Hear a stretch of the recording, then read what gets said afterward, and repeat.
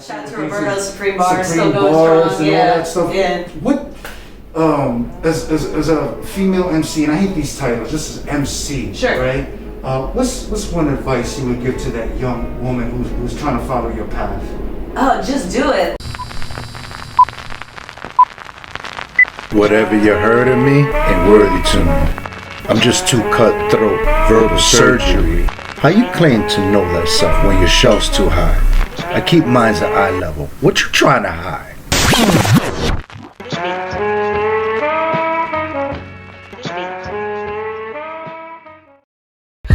The horror. Peace, peace, peace, beautiful family. This is Dr. Walter Hidalgo, and this is the Know Thyself podcast. The Know Thyself podcast utilizes the metaphor of the self in order to extrapolate the shelf. And the way we do that is we invite guests to come in and share something about themselves. And before I introduce my guests, I just want to run through the agenda, as we always do. I want to give a big shout out to some of our sponsors. Shout out to my brother Steve. I got one of the 2020 collections, Rush. Oh, dope, Okay. Even though we're in 2022, we still got the 2020 vision, right? If you're looking for any workshops, coaching, or if you need a copy of my book, Beyond the Four Walls, The Rise of Ministry and Spirituality of Hip Hop, just visit www.knowthyself.tv for more information. The next thing we always do is I like to give a big shout out to a group of individuals. And today I want to give a big shout out to all of my female MCs. To all the battle rappers. Oof, oof, oof, oof. To all my entrepreneurs. Yeah, gotta do it, man, gotta do it. Because today I got somebody that I respect, that I admire, that I've been peeping and watching and saying, yo, this person right here, yup, Lex Rush. Thanks so much for having me. It's an honor to do this with you. I appreciate you. Yeah, it is an honor. I'm humbled, I'm grateful. Where'd you get the name Lex Rush? Well, my name is, my full government name is Alexandra Rush. Like, that was my born name. Snap. Yeah, so that's easy. Like, yeah. That's dope. Okay. Yeah, I like yeah. That. I think the name Rush, it got changed before I was born from like Rushki, like way back in the day. But you know how it goes. Like, yes, yeah. I do. That's what's up. Yeah, yeah. So, like I always do, I like to contextualize things. So I always ask this question: if we were to jump into Bill and Ted's Excellent Adventures, Okay. to go back in time Yeah. to a younger Lex Rush, Okay.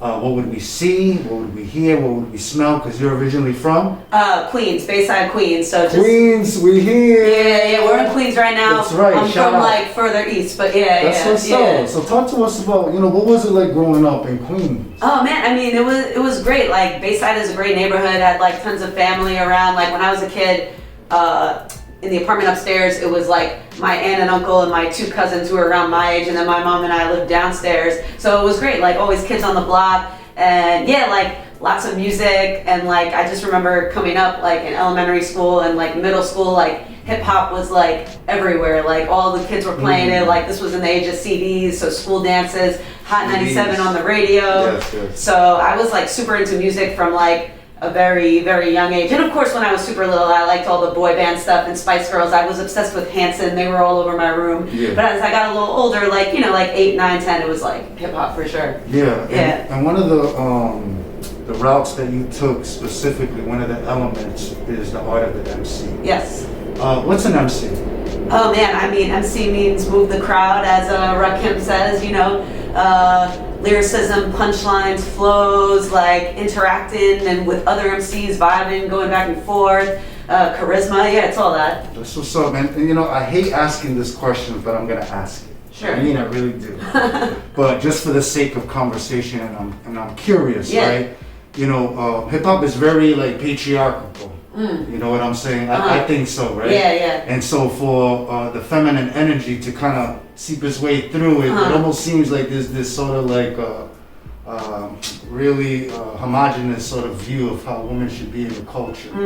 What are your thoughts as a female MC, in the culture? Oh man, I don't know. I think I got really lucky that I just always interacted with like a lot of dudes that were just like super accepting and never tried to like box in myself and the other women in the game. Everybody could just like be themselves. Like if somebody wanted to be like super sexy, like dope, do that. If you were more like, I don't know, like vibing on the more like, I don't want to say masculine energy side, but if you weren't that, if you were just like a regular like girl in the block, like spitting, cool, do that. Like I was lucky to come up with a lot of people, and that started with like, especially End of the Week, which I started going to as a teenager. Shout out to End of the Week. Shout out to them. That really gave the space for everybody to be themselves and sort of, you know, nurture their talents and give them feedback and encouragement. So yeah, I was lucky in that sense, for sure. You know, so we have to be very conscious of that, and especially again, even if you feel bad or whatever, but you say something that adds to it by way of these two, you become part of it. So the most important thing that I leave you all with this is watch what you post. Word.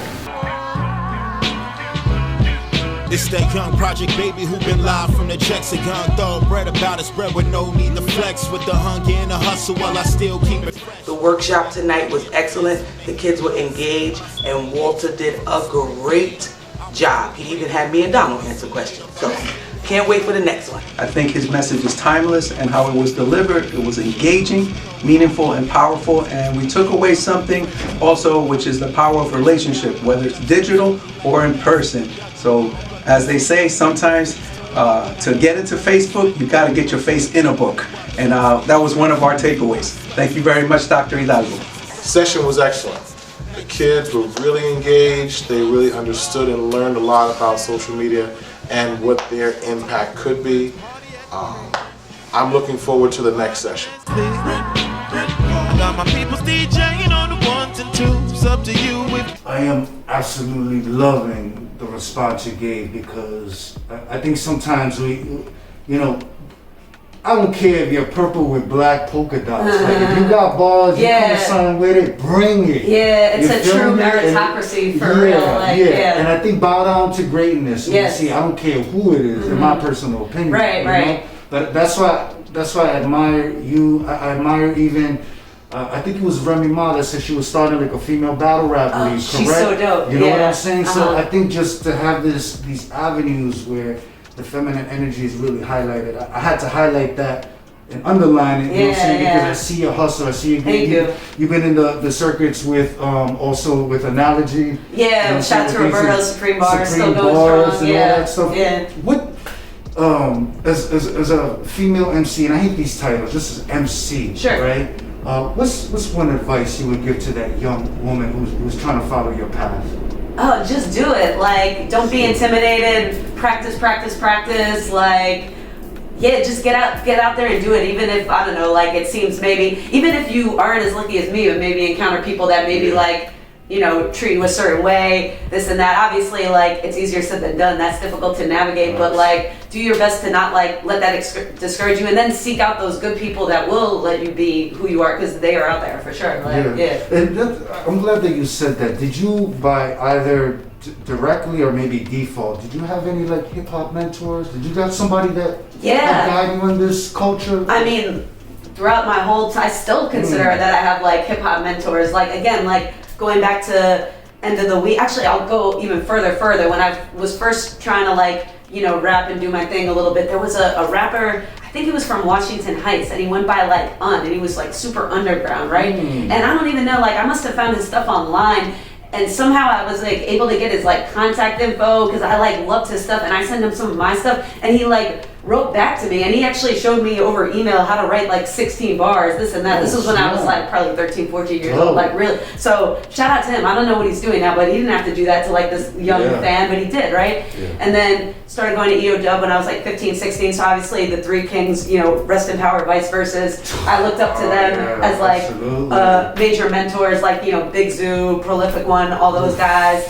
And then later on, Freestyle Monday, so it was like Ill Spoken, Rabbi Darkside, you know, McCallum, all those like OGs from Freestyle Mondays. I looked up to super a lot. And then even just like the people I consider my peers now, in a way, like you know, they can mentor and inspire you, and you know, and there's countless of those people as well, like especially in the Supreme Bar scene, Freestyle Mondays, all that. Yeah, you know, I like the word, the term that Nori shout out from the Drink Champs, where he says, you know, the bar lords. Oh, the bar lords, I like that. And, yeah, you know what I'm saying? yeah. Okay. You know, who are some of the MCs that, you know, you looked up to that you were like, yo, these dudes is nice. I mean, whatever. Like in the more under the radar circuit, or like the big names, or how about like, you from growing up to now? I mean, growing up, like Jay-Z was everything, and he still is to me. Yeah, like he's still my #1 favorite, and then obviously Nas, Queens, like, and then you know when you're a kid, like you like all the more like poppier rap stuff. So I mean, I love Ja Rule, Nelly, Ludacris, like obviously 50 Cent, all that. And I mean, now like, I mean, I like a little bit of everything, like old and new. I mean, you know, as a kid, I mean, it was also like Outkast, Black Star, Common, Kanye, obviously, like all, and Wu-Tang. I mean, you know, honestly, I can name names. I love music in general. Like now, I'm obsessed with the new Kendrick album, like everybody else. Like you could just go on and on. That's like, That's like we always do in the Know That Shelf podcast, we invite guests to share something that comes out of their shelf. Oh yeah. Oh shit. What you got for us, Lex? I forgot to bring it over. I gotta go over there. Yeah. Elite Method believes that all children have something unique to bring to the world. There's no such thing as one size fits all when it comes to children. Elite Method focuses on building confidence, self-esteem, social skills, building the entire child from head to toe. Sports is just a conduit on how to bring the best out of every child out there.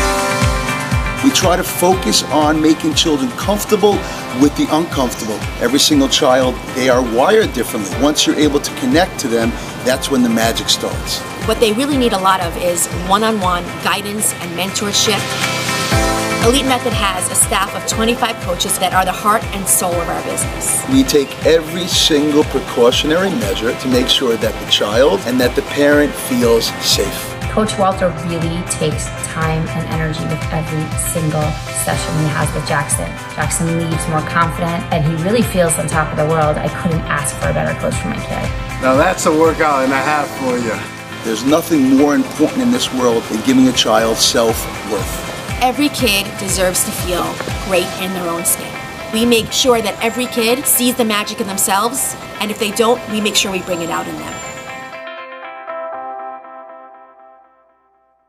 What you got for us? So that was actually a good segue because we were talking about like music inspiring. So back when people used to have CDs, this is my like original CD booklet from like probably as early as elementary school. But I would get like the old stuff that was before my time too. Once I was trying to like learn more about hip hop. So I mean, you got like I would go to the CD store, get like Public Enemy, I mean Ashanti, P-Rock, CL Smooth, Tablets. Oh, this is the signed thing from that rapper that I was telling you about. Like, look at that. Yeah. Cam. Stankonia, right. Snoop Dogg, The Last Meal, Blueprint, obviously, an old game mixtape, Chronic 2001. Good for Cuban, classic. Yeah. Little Brother, Godson, random stuff. The Jay-Z Linkin Park collaboration, Blueprint 2, Cormega, and then people started making mix CDs. But 50, P-Rock and CL Smooth, TLC. I mean a bunch of Jay-Z. Oh, and then I knew somebody that made mixtapes, so I would get like